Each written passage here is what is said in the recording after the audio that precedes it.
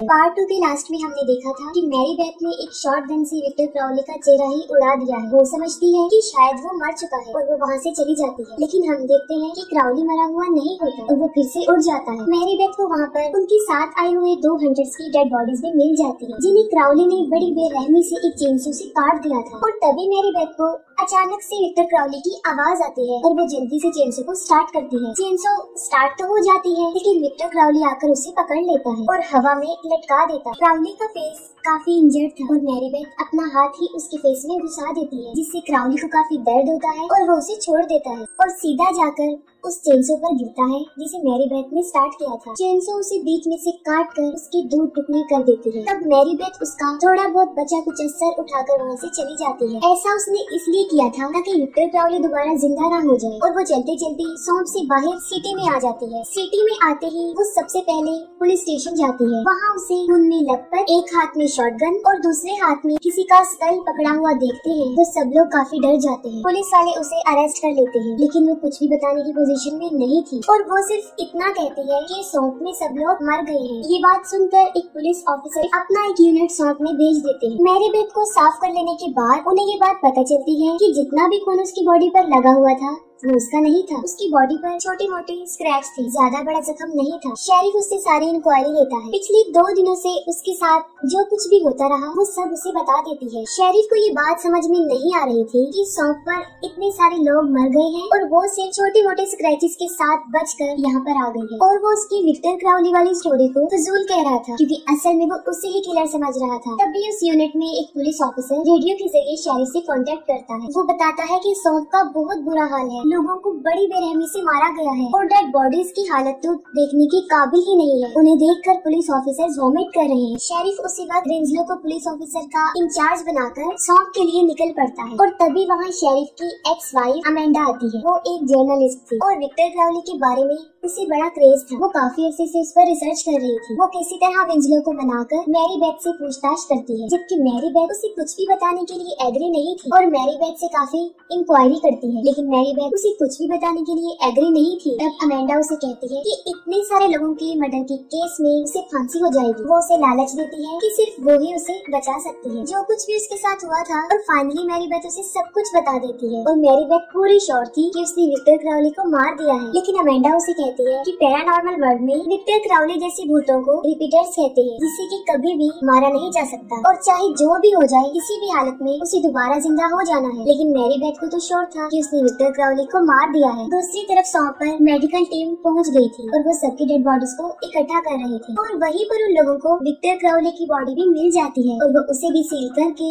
Ambulance पर ले आते हैं और उन्हें बॉडी कोलैक्ट करते करते रात हो जाती है। लेकिन अभी भी उन्होंने कुछ बॉडीज उठानी थी। रैंडी आराम से बैठकर एम्बुलेंस में अपना काम कर रहा था। उसे कुछ आवाज सुनाई देती है और जैसे ही वो अपना फेस टर्न करता है तब विक्टर क्राउली शॉक देने वाली मशीन को उसके चेहरे पर लगाकर उसका चेहरा ही उड़ा देता है। तब शोर सुनकर पुलिस ऑफिसर वहाँ चेक करने जाता है। तभी बोट में से क्राउली बाहर आता है और उसकी तरफ बढ़ रहा होता है। वो अपनी पूरी गन क्राउली के ऊपर खाली कर देता है, जिससे क्राउली नीचे गिर जाता है और हैमिल्टन समझता है कि शायद वो मर गया है। और तभी क्राउली फिर से उठ जाता है और हैमिल्टन विंसलो से कांटेक्ट करता है, लेकिन इससे पहले कि वो कुछ बता पाता क्राउली उससे भी मार देता है। दूसरी तरफ विंसलो को सिर्फ उसकी चीखें ही सुनाई देती है और जब उन चीखों को अमेंडा सुनती है तब वो फौरन समझ जाती है कि क्राउली वापिस आ चुका है और कहती है कि वो जानती है कि विक्टर क्राउली का खात्मा कैसे किया जा सकता है। और वो विंसलो को मैरी बेथ को आजाद करने के लिए कहती है, लेकिन वो उसकी बात नहीं सुनता। और उधर दूसरी तरफ क्राउली एक एक करके पुलिस ऑफिसर्स और डॉक्टर्स को मार रहा था और मरने वालों की चीखें विंसलो भी सुन रहा था और वो अमेंडा पर ट्रस्ट करके मैरी बेथ को आजाद कर देता है। तब तक शेरिफ भी अपनी टीम के साथ वहाँ पर पहुँच चुका था और तभी वहाँ पर स्वाट टीम भी आ जाती है, जिसका इंचार्ज टाइलर उस ऑपरेशन को अपने हाथ में ले लेता है। दूसरी तरफ अमेंडा मैरी बेथ और विंसलो को लेकर एक आदमी के घर जा रही थी और वो आदमी थॉमस क्राउली का इकलौता रिश्तेदार था और उसकी राख भी उसी के पास थी। अमेंडा का प्लान ये था कि क्राउली जो कि अपने फादर को ढूंढ रहा है और मैरी बेथ अपने हाथों से क्राउली के फादर की राख उसे दे देगी तो वो वापस चला जाएगा। लेकिन उसके इस प्लान के लिए मैरी बेथ बिल्कुल भी एग्री नहीं होती। अमेंडा उससे थॉमस की राख मांगती है और वो किसी भी सूरत में उन्हें वो राख देने वाला नहीं था। और जब अमेंडा के पास कोई रास्ता नहीं बचता तब वो विंसलो की गन उसके ऊपर तान देती है और जब वो राख उसे देता है तो वो राख लेकर वहाँ से भाग जाते हैं। और दूसरी तरफ जंगल में पूरी टीम उस जगह को चेक कर रही थी और हर जगह उन्हें डेड बॉडीज मिलती है। उन्हें देखकर वो उनका पीछा करती थी, लेकिन डेड बॉडीज की हालत इतनी खराब थी कि उन्हें देखकर उनकी भी बुरी हालत हो जाती है। और तभी झाड़ियों में से कोई आता है, लेकिन इस बार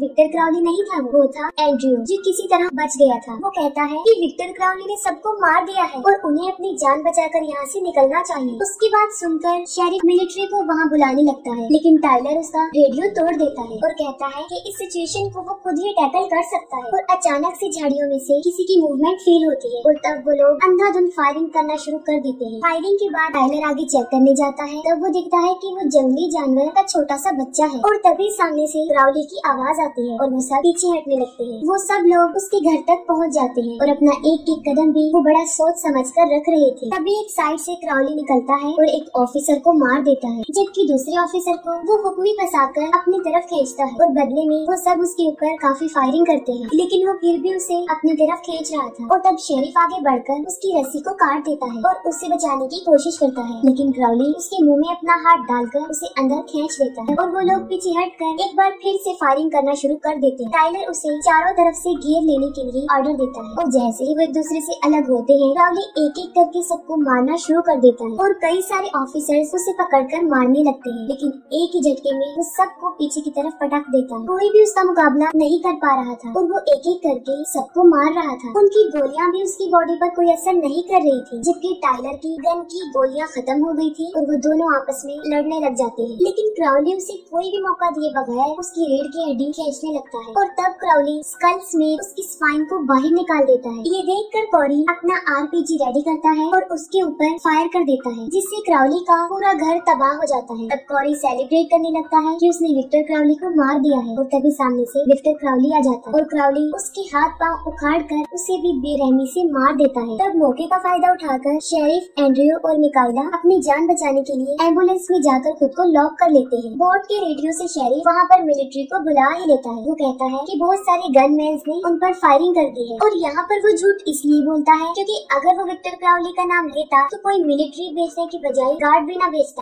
एम्बुलेंस में वो तीनों खुद को सेफ समझ रही थी और तभी क्राउली अपनी बेल्ट सैंडल से उसे काटना शुरू कर देता है। क्राउली उस एम्बुलेंस में एक बहुत बड़ा होल बना देता है। एंड्रयू के सामने एक हथौड़ा पड़ा था और जब वो उसे उठाने लगता है तब विक्टर क्राउली उसे पकड़ लेता है। मिकाइला हथौड़े से क्राउली के हाथ पर मारकर एंड्रयू को बचाती है और अमेंडा, विंसलो, मैरी बेथ के साथ क्राउली के घर तक पहुँच जाती है और वो जोर जोर से क्राउली को बुलाने लगती है और जब क्राउली उसकी आवाज सुनता है तो वो वहाँ से चला जाता है। इतने में शेरिफ भी अमेंडा की आवाज पहचान लेता है और उसे बुलाने के लिए वो बाहर आता है। तभी विक्टर क्राउली उसे पकड़कर उसके फेस का बुरा हाल कर देता है। शेरिफ की गन मिकाइला के सामने गिर जाती है और वो सोचती है कि शायद वो इजीली उसे उठा सकती है और जैसे ही वो उसे उठाने लगती है विक्टर क्राउली उसे भी पकड़ लेता है। तब एंड्रयू उसकी कुछ भी मदद नहीं करता और चुपचाप उसे मरते हुए देखता है। अमेंडा उसे कॉन्टिन्यूसली जोर जोर से चिल्ला कर बुला रही थी और वो वहाँ पर पहुँच जाता है। अमेंडा थॉमस की राख को मैरी बेथ के हाथ में देती है। क्राउली राख को देखकर थोड़ा रिलैक्स हो जाता है। मैरी बेथ के फादर ने जो भी उसके साथ किया था उसके लिए वो माफी मांगती है और राख को उसके सामने रख देती है। क्राउली राख उठाने के लिए आगे बढ़ता है, लेकिन विंसलो समझता है कि वो मैरी बेथ को शायद मारने वाला है और वो उसे शूट करने लगता है। वो 2 पिस्टल जितनी गोलियां उस पर खत्म कर देता है और सोचता है कि शायद वो मर गया है और तभी क्राउली खड़ा हो जाता है और अपने हाथों से ही बीच में से उसे चीर फाड़ कर देता है। तब अमेंडा जल्दी से राख को उठाकर मैरी बेथ के पास फेंक देती है और उसे कहती है कि वो दोबारा क्राउली को वो राख दे और तब क्राउली उसे भी पकड़ लेता है और वो बेचारी जो इतने अरसे से उस पर रिसर्च कर रही थी वो उसे भी मार देता है। अमेंडा का सर वो धड़ से